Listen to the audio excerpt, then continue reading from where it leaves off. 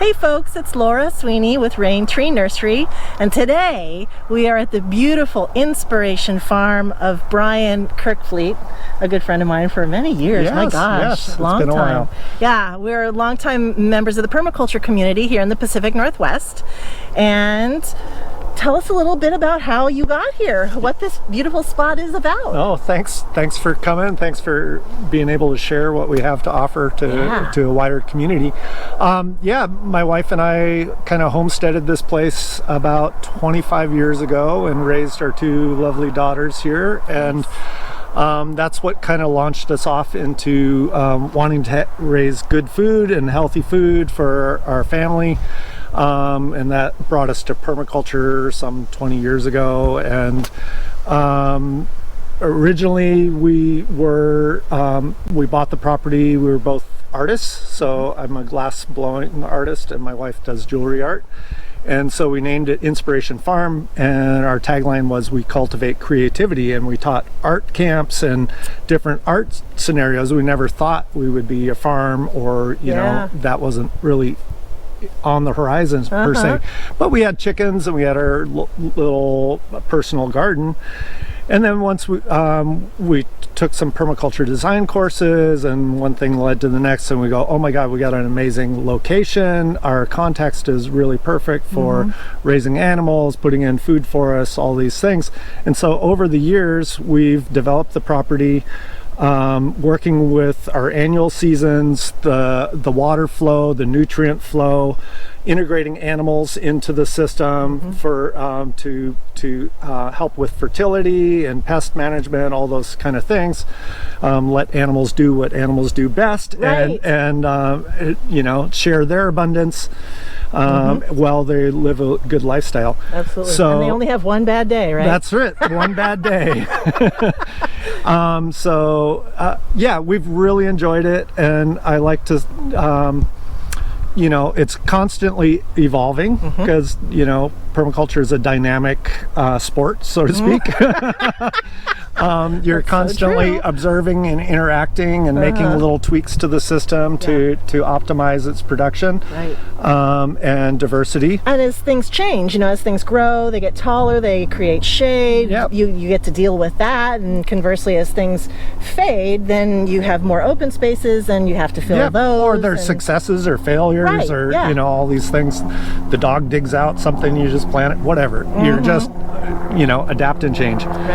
So over the years we've developed the property to pretty much be self-reliant on water. So we have 13 swales and 5 ponds within the whole system that all move water across the landscape and slow spread and sink our nutrient and water load through our annual beds and all our perennial systems. And most of our animals are upslope, so that nutrient load flows and passively gets distributed downslope as that water moves through the system.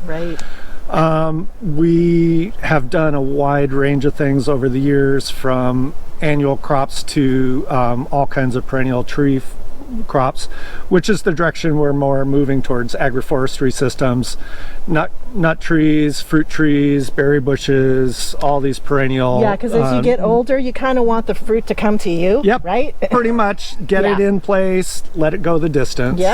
So some of these trees will live hundreds of years, you know, outlive me, and my great grandkids will be picking pine nuts off the... Isn't it funny how kids can bring you into a system like this? Because that's exactly how it was for me too. I wanted my kids to be able to like forage in the yard.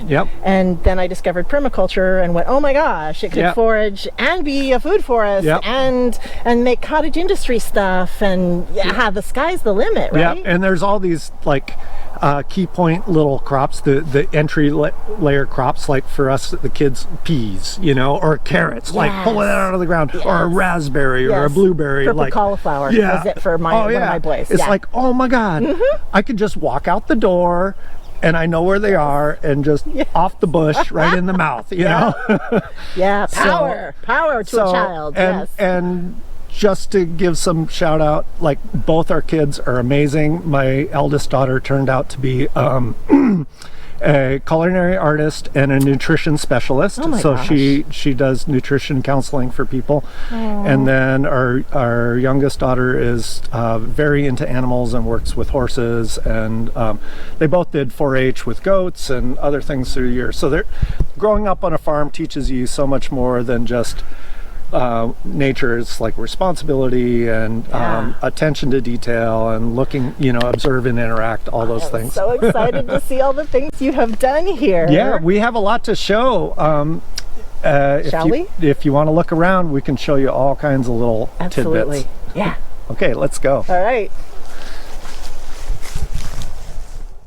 Now look at this. My gosh, these are beautiful. What is this? I mean, I know it's a grape, but what kind of grape? Yeah, these are Pinot Noir wine grapes, and we grow a number of different wine varieties, but the Pinots do particularly well here, even though we're really close to the Canadian border. Well, I know, I was going to... 20 miles from the Canadian border. I mean, like northern tier. Yep. Pinot Noir grapes. Yeah. Part of it is microclimate, and part of it is just siting and orientating your grapes so they have good frost drainage and good air circulation. So frost drainage, so they're on a slope, so the cool air just kind of passes them by. Yeah, these are not they're one of the only crops that we don't put on contour. Mm-hmm. We don't put along a level contour line. Right. These are going upslope to downslope. I see. And so on a hill, like the contour would be, things would pile up against the contour. Yeah. Versus a downslope, if you've got the hill, it actually slides right through. slides straight down. Yep. And that's how the cool air can just slide right past them. Yep. And not pool and make them cold, right? Yep. Got it. Okay. So, and then we are also a biodynamic farm, so we do some biodynamic practices that help ensure the ripening of some of these varieties. Mm-hmm. So we use equisetum tea, which is horsetail tea, and that is very high in silica, so it helps stave off powdery mildew and any of the other fungal issues that grapes can have. Especially around here. Yeah. Because we have a lot of wet, cool, exactly, kind of kind moist, of dewy all day, evenings. walk-in facial kind of thing, right? Yep. Yes. And then we also put on horn silica, which is a field spray that helps increase solar activity and photosynthesis in the leaves and the fruit, and that helps our early ripening. Perfect. Yeah. Awesome. Yeah, so you have like 3 or 4 different kinds of wine grapes. Yeah, here, right? we have Sigribi and Madeline Angevine and Pinot Gris, and I think a couple of other ones. I forget the names right off. But. And these are just really simple trellises. There's nothing fancy here. I mean, it's just a post and a couple of wires. Yep, there's 2 main wires. Originally I had 3, so you can see there's 3 arms on these. Here's the main trunk. Oh wow, that's right? been there for a while. And then here's one set. Actually, that just goes one direction. But here, I will probably end up pruning this off because I'm going more towards a 2-wire system. So there's 2 cardones there, and then 2 more up there. And then these lower ones, they're still pretty productive down in the... And you don't fuss with taking off a bunch of leaves or anything like that to get everything to ripen on? I do somewhat, but we're permaculture. We kind of practice tolerance and minimal involvement as much as possible. And you still get a good yield. Yep. Right. Exactly. And it's not super fussy practices. Exactly. Wow, so this is a beautiful piece of work. This is like a hedgerow, but it's also a windbreak, right? Yep. Because this is west, and this is where most of your wind and especially the cold stuff. Exactly. Yeah. No, this is all all about design, putting design into function. And we determined that our prevailing winds through most of the growing season come from the southwest, and that was desiccating and kind of harshing out all our annual crops, which are on the other side of this. And this happened to be right along our swale line, which is what's harvesting water and stuff throughout the winter months. And so we decided we didn't want to put a super productive series of species in here. We wanted a very fast growing succession of species where we could get that windbreak up quickly and start providing the functionality that we designed it for. Yeah. And so what we did to expedite that windbreak succession was we planted 3 things all on the same day. On the other side of these willows here, we planted Jerusalem artichokes fairly densely, and those got 10 feet tall in the first year and provided that windbreak we were looking for. Yeah. And then the same day we planted willow whip stakes, live staking, at like 1 to 2 foot intervals. And that's just like a stick, right? It's That's like just a 3 foot tall prune stick. off a stick and stuff it in the ground. I love willows for that. That is Yep. easy planting. So we just bump, stuck those on down the line. And then we also planted, these are American bush hazels. So these are a hazelnut bush that only really get about maybe 15 feet tall at the tallest. And they're very flexible, so you can pull them down to harvest. But they're much slower growing. And so by planting those 3 species all at the same day, we got wind block year 1. Year 2 and 3, we started getting that willow wind block.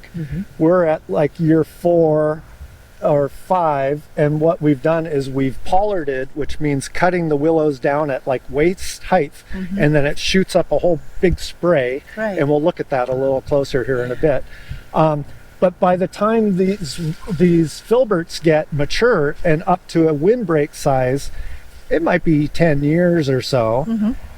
But by that time, we can chop out all the rest of the stuff. Yeah, and you've been harvesting things since the first year in the ground. Exactly. And I noticed that you've picked varieties that will withstand a lot of water. Oh yeah. And being right on a swale line, I mean, they're going to have wet feet for what, like 8 months of the year? Well, 3 to 4, depends on the year. You know, it's mostly the winter months. Yeah, but So, I mean, they're going to be pretty wet, right?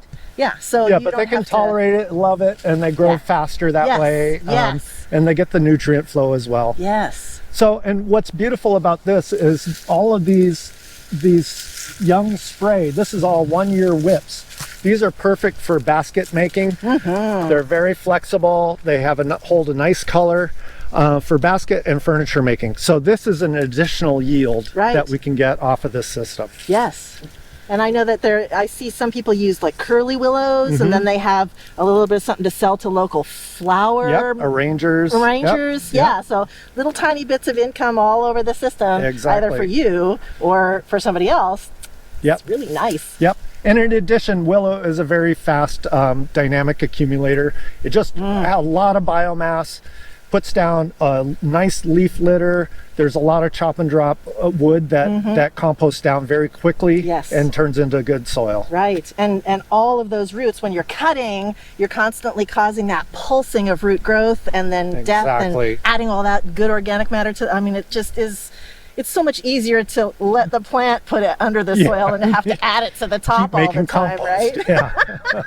So yes, I want to see the backside. Yeah, let's show you. Let's go around there. I am so excited to see this. I hardly ever see anybody prune to this form. This is so cool. So this is a pollard. Tell us about this. Well, there's a couple of ways you can work with these fast-growing tree plants. One is called coppice, which is when you cut it right down to the ground and you make like a stump, low-growing stump, and then it reshoots out of that. This is called pollard, which is a high coppice, where you cut it off about waist height. And this was cut this spring, right here. And so this is 1 year growth. Oh my God. Off of these willows. So you can see with an established root system how much material it can push. That's amazing. And this is all sequestering carbon. It's creating fiber for like we talked about, basketry projects or furniture. Or you can just chop and drop, and this rots down very quickly and turns into soil. So this is establishing essentially building, you know, soil on top of this swale berm as we're going along.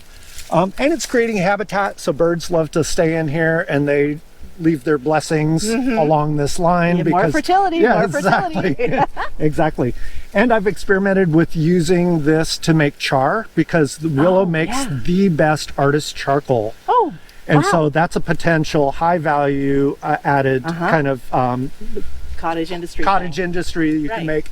We could build a specialty kiln, and because these are long and straight, we could fit a whole lot of them into there at the same time, and you get these beautiful char pencils that you can sell high value to artists. And of course, if you were going to experiment with biochar, if your soil was really fast draining and you wanted to add, some really constant fertility and place for biological activity, you could do that with this too, right? Exactly. Make biochar. Exactly. Bury it. Yep. Yeah. See, this is so cool. What we do on our place is that we have mulberry that we pollard like this right next to where the pigs are, and we pollarded it about this height.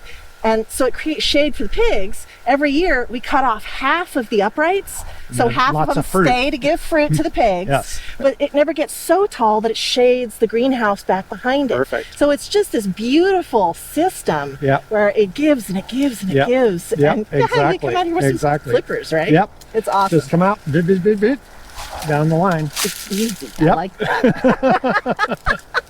Yeah, and you're building soil, you're building habitat, you're building fertility. At the same time, you're providing all these other functions of wind block, shade.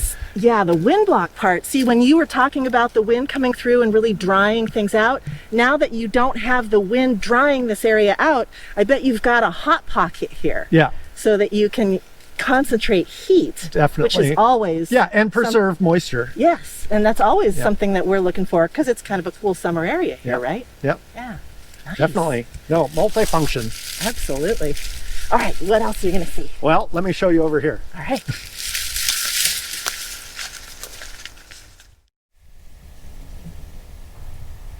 Okay, Brian, this is kind of interesting. Sculpture-wise, what is this? Well, everybody's got dead heads laying around, right? Yeah. So what are you going to do with all those dead heads? Use them as sculpture? Get a handle on it. Wait a minute. No, are you telling me you're actually growing handles on these tools? These are tools? This is nature's slow and steady response to replacing my tool inventory. Oh, so yes, I am growing handles on these deadheads, so they will have a new lease on life. That is crazy. What a great idea. Because, I mean, they're going to just grow and swell and perfectly fit these, right? Yep. Yeah, and on top of that, this is an amazing species. This is black locust, which is a super amazing tool handle material. Yeah. It's fast growing, it's rot resistant. Right. It has a little bit of spring give, so it's not so jarring on your hand when you're using them. So we have everything from hammers to shovels. We've got some pickaxes and regular axes on another location. And I find it takes about 3 to 4 years before the crop is ready. And do they last? I mean, are they really as good as they sound like they would be? They're tighter than anything you can whittle and show in there and throw a wedge in and da-da-da. You know, it's going that is amazing. Go the distance. Okay, I have to say this is my favorite thing so far. I've never seen a crop like that. We strive to entertain and be functional. Absolutely. Well, you know, I'm looking over here and I'm seeing something a little bit more traditional, but also something that's taken a few years to develop. What is over here? Let's go see our nut forest. Oh, yes. Wow, these are lovely. Who are these? Yeah, well, these are butternuts and Japanese heart nuts, and they do have a very tropical looking leaf, kind of palm frond-esque, and it creates a beautiful dappled shade in the understory. These are fairly young. They'll get quite a bit larger, and I will probably end up thinning some of these out as they start maturing a little bit larger. So again, that's kind of the fast track succession strategy. Densely plant and plan for thinning and stuff as they mature. Right, because then you have shade, which keeps down some of the things that want to infiltrate into and would cover, like the blackberries that we fight with. Yep, right? Exactly. Like this whole area, the fence line is just beyond there, and we had blackberries all the way out like 50 feet from the fence line. Yeah. And so we pushed the blackberries back, planted in these trees, kind of kept the blackberries at bay for a couple of years, but now we have canopy cover, and that is keeping the blackberries at bay. Perfect. But also, by planting densely, you get a few nuts off of a bunch of trees early in succession, and then as they get older and larger and more mature and start crowding each other out, you can take out every other one, and then you get more nuts off of fewer trees. So you're getting your yield earlier on in the system's establishment. Yes, and then you get to use the posts for things like outdoor kitchen poles or pergola poles or furniture making. Yep, exactly. All nut woods are very desirable timbers. Yeah. Yep. Ah, and then you just grow them right here. That's it. That's it. Yeah. And some of these were started by just direct seeding in the ground, and then some were nursery plants, and then some were plants that I started and grew out in my nursery for a year first. You know, and I bet by self-seeding, you're selecting for trees that really want to do well right on this spot. Exactly. And you're not messing with any of the tap roots or anything. It's most nut trees have a really deep tap root, and so they're just out of the gate and running with putting their tap root down. Yeah, that is nice. Yeah, and we have some more chestnuts down this way that we can go check out. Yeah.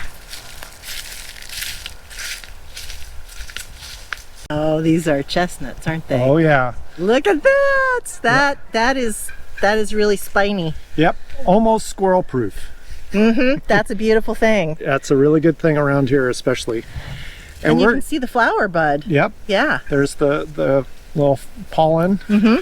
And we're going more and more towards these perennial protein options. Right. Trying to look at options to get away from flower and annual grain production.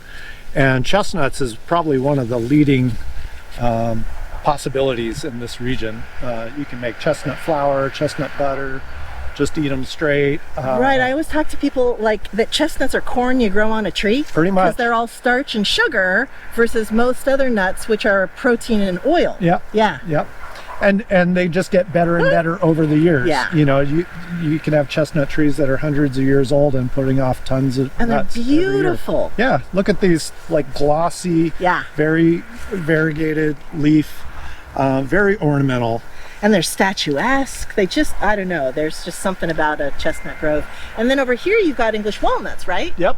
There's another large English walnut, which not a great crop on it this year, but nuts have typically what's called a mast year.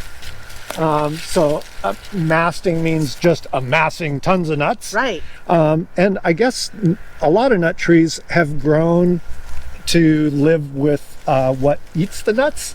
And so it's like feast or famine. So the squirrel population grows, and then the nut tree decides too many squirrels and it doesn't produce a lot of nuts, and then the squirrels have a famine and they die off, and then the next year the nut tree goes boom, and we're going to put on a whole bunch of nuts. So some of them get germinated and they procreate themselves. Makes sense. Now I have heard that chestnuts don't have those off and on years, that they almost always produce a really nice crop every year. Generally do you speaking, find that to be true? Yep, and it does depend on what they have to cross-pollinate with, because they do want neighbors to cross with, whereas the walnuts are pretty self-fertile. Oh yeah, right, that makes sense. Yeah.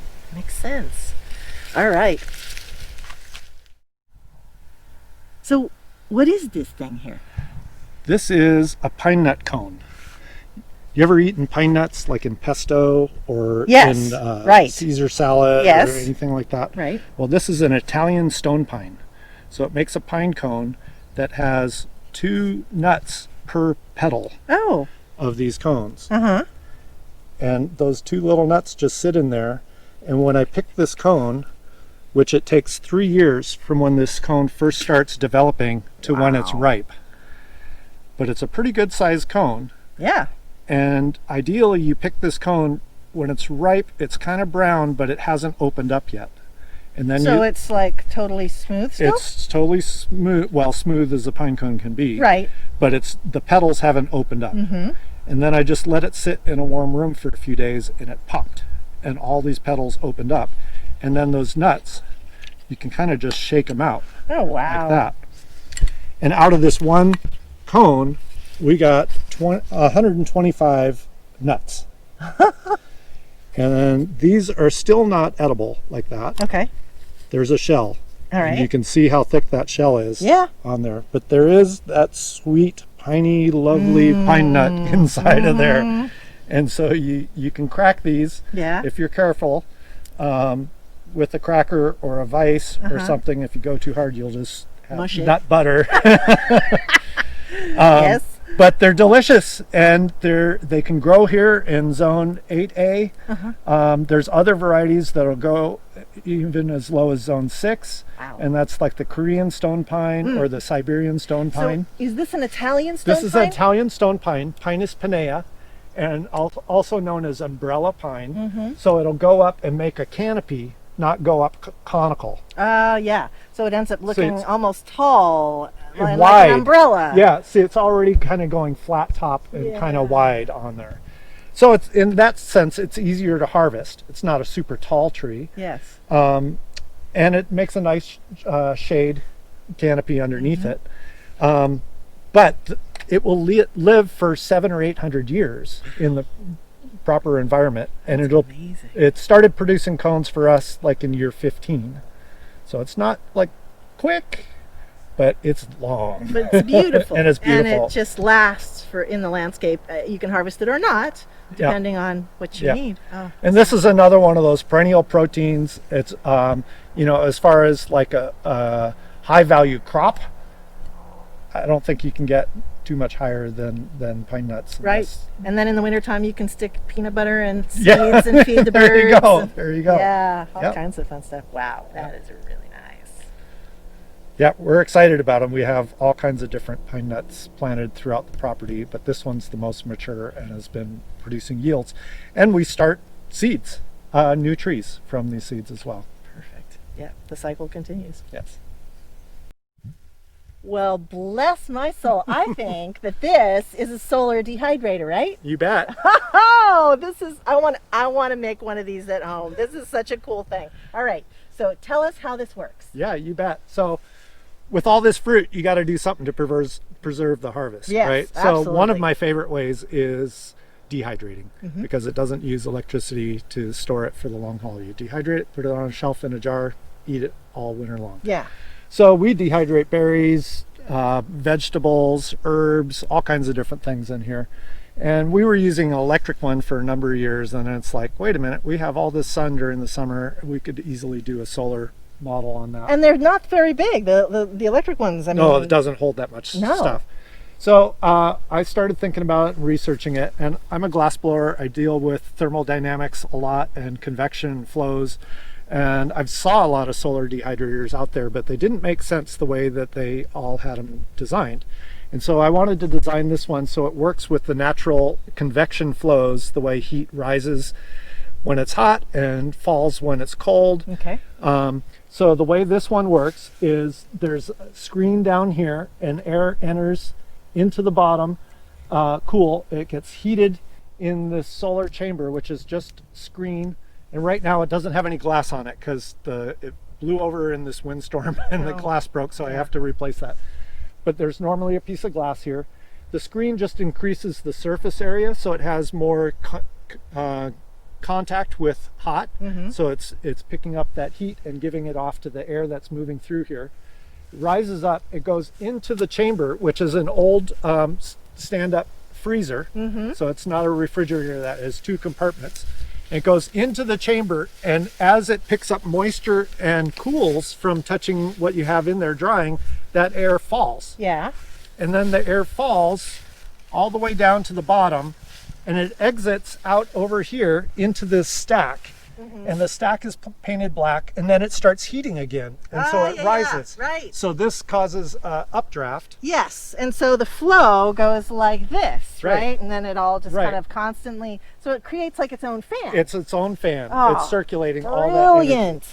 So, and you can look inside, and there was very minimal we needed to do on the inside because it already had these adjustable shelf racks there. And when this is operating, the top gets out to 130, 140 degrees. Yeah, that's hot. So this is obviously the hottest, and then you move it on down to cooler and So the cooler. more delicate things go down below. Yep. If you're doing herbs, you want to slow dry, you put them down lower. Yeah. Berries, really moist stuff up higher. And so the only kind of custom things you did to this freezer were to cut a hole up here Yep. and put a screen there, Yep. and cut a hole down there and put a screen there, And and the attach pipe. it to the pipe. That's it. Right. And with a little clean little elbow grease, it's going to be good to go. Yep. And then we normally have just separate screen racks. So we just put the screen racks in there, and then we can adjust our fruit in and around. And then it's also on wheels, so you can turn this into the sun or out of the sun, depending upon what you want to do. Right. So you can track it, and usually I would move it like 2 or 3 times a day to follow the sun. Or if I'm just doing herbs, I'll just leave it. And you want kind of a more delicate process. Yep. Yeah. Oh. Yeah, it's been a workhorse for so much of our fruit. I bet. Yeah, nice. Nicely done.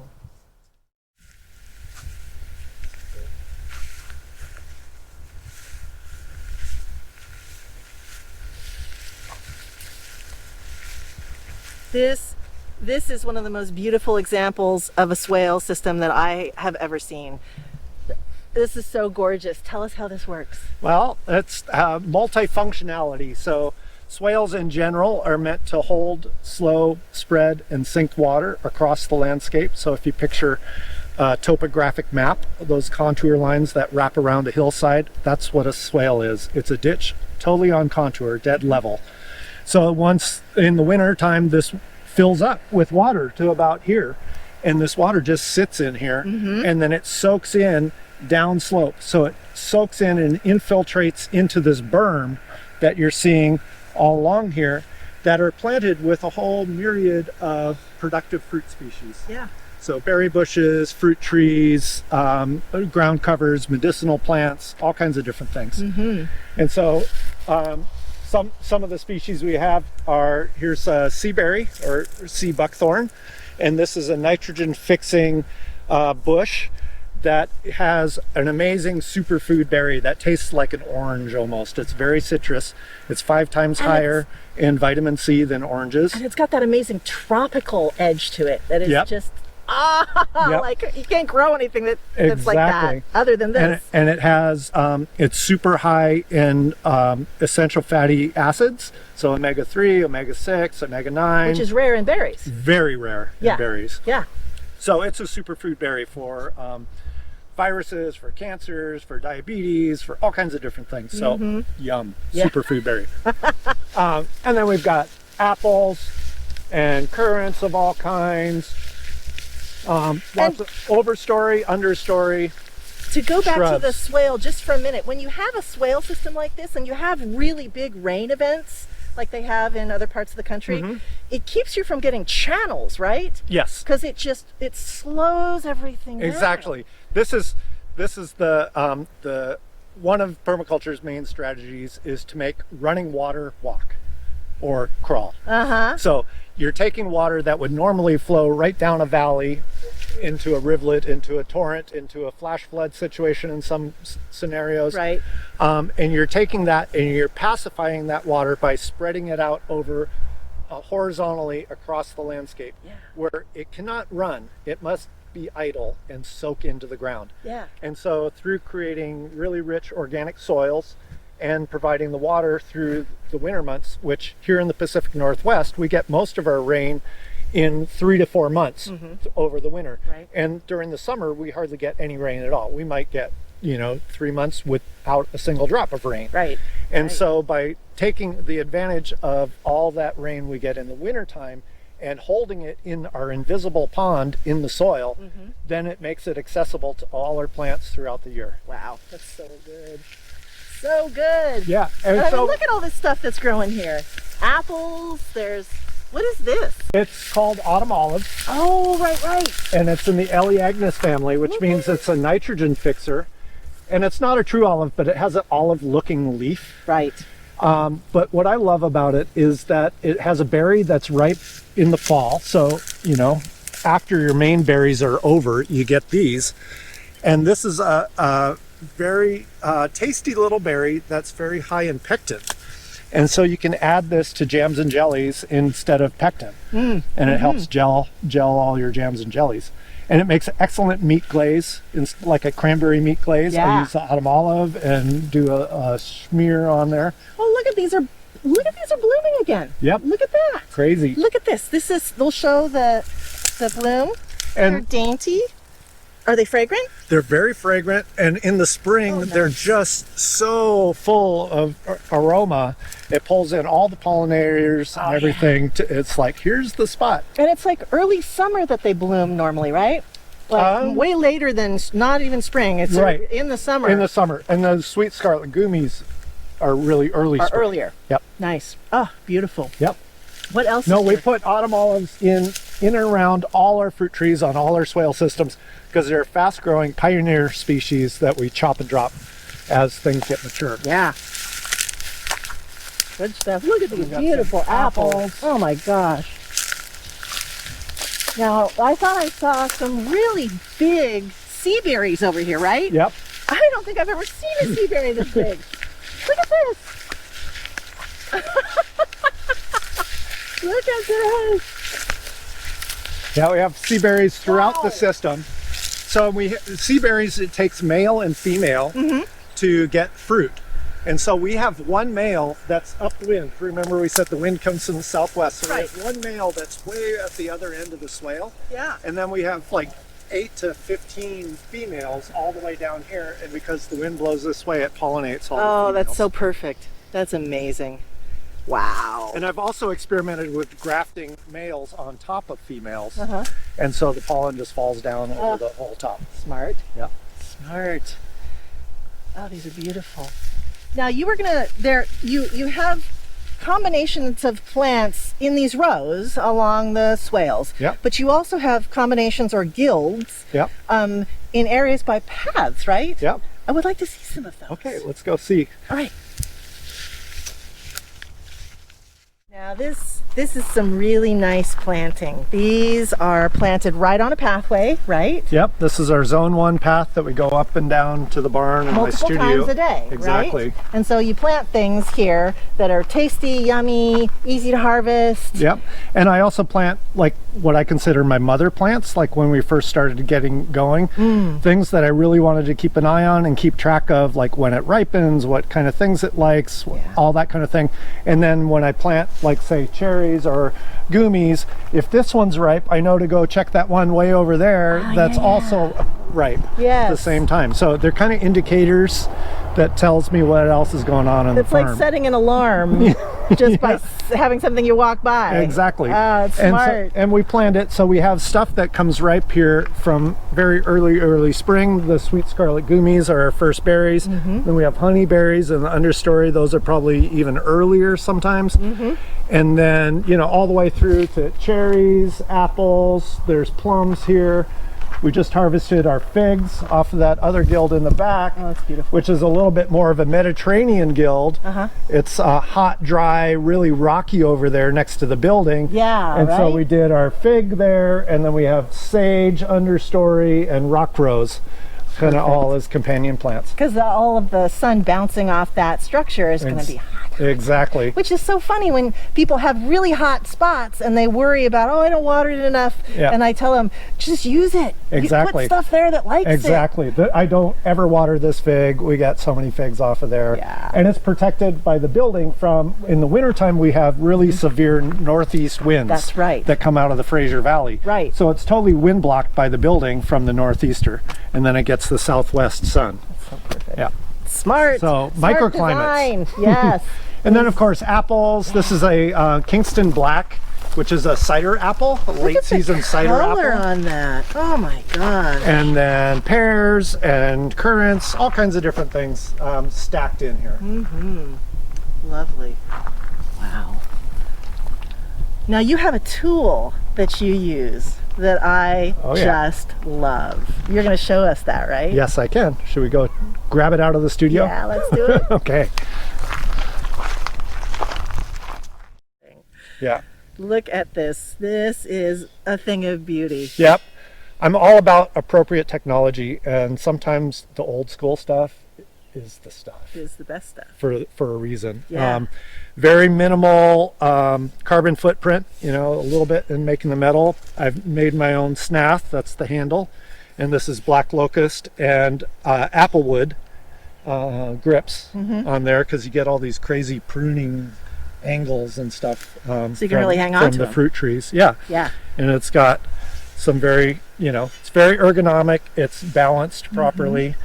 And if the snath is, and the whole setup is, works for you, it's set up specifically to your body. So your height, your stature, how you like to mow, and that kind of thing. And so this is there's custom stuff to me. online that people can use to measure themselves and figure out how long the snath needs to be. Yeah. There's a whole, it's a whole world. Yes. It's like in many things in permaculture. There's all kinds of rabbit holes you can go down.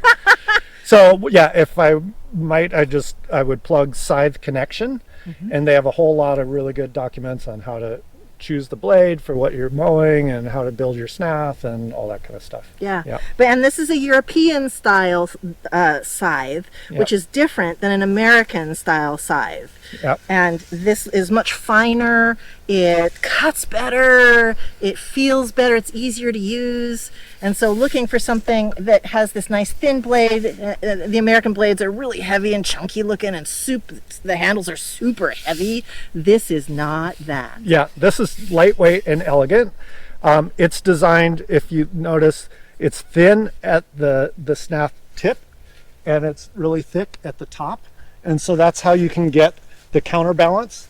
American style setups are heavy at that end and light at this end. So you're moving all this weight around at the end of a stick, and that's what makes you tired. And you can't sharpen them nearly as sharp as this one. This one is sharpened in two different ways. In the field, I use a whetstone that I carry in a holster with a little bit of water, and I will take that and get out of your way. I won't get you. Very quickly, just kind of hone the blade, just like you would sharpen a kitchen knife on a stone, just quickly going down the blade like that. And I might do that every 5 or 10 minutes as I'm mowing in a field. And then periodically, you have to do a process called peening, and that is you take the blade off of the snath and you actually hammer the edge against an anvil and draw that metal out very, very thin. And it's that thin edge of the wedge that makes it easy to cut. So let me show you how this works. Yes, please. Ideally, you want to cut early in the morning when the grass still has dew on it. And then the grass is more receptive and it just cuts like butter. So we're a little later in the afternoon, but we'll show you how this works. Get it started here.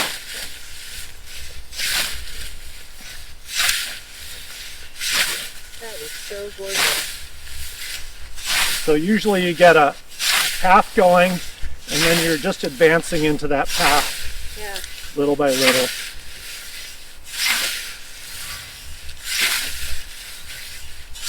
It's so meditative. Yeah, it's my early morning Tai Chi. I can get out and I do a half hour to an hour of mowing, and I just feel really rested and like a nice aerobic exercise, but not physically intense. And then look at this. I mean, it leaves all this greenery in a nice row. So you can just come along and gather it. We have all our material here in a windrow. And we scythe a lot for our animals, so we bring fodder to our animals. It's also very nice for mowing in an orchard. It's a lot more exacting than a weed whacker. So you can go right around a tree without worrying about nicking the tree. Because the back of the blade is up against the tree and you're cutting away this way. And then you go around it the other direction and you bring all that mulch in around the base of the tree. So nice. And it's quiet. You can hear the birds. Smell bad. Doesn't spray slug guts up on you. All the good things. Oh, that's exactly. Lovely. And it's, you don't have to start it. It's like start, stop. So the scythe and the U-bar are my two favorite, very low-tech tools that we use here on the farm. What's a U-bar? Also known as a broad fork. So it's like a big spading fork that you step on and lean back. That's a great tool too. Awesome. So always learning stuff. Always have a wonderful time when I'm here. There's like I said, a lot of different types of blades you can use. depending upon what you're trying to cut. So I have a much shorter blade that I use in between rows, like in between raspberry rows, or in a tight little path, or up against a fence line, constricted areas. Right. And then this is my more open field blade, and then I have some smaller blades that are just kind of general purpose. And heavier blades. Heavier blades. If you're unproven ground, maybe you got some tansy or some blackberry in there, you wouldn't want your finer blade to be cutting that. Yeah. Right. Lovely. Yeah. Good stuff. All right. Well, we'll let you get back to it. You're obviously a busy guy. Oh yeah, lots of grass to cut. It never stops growing. Right? That's so true. So thank you for joining us. We'll see you next time from Raintree Nursery.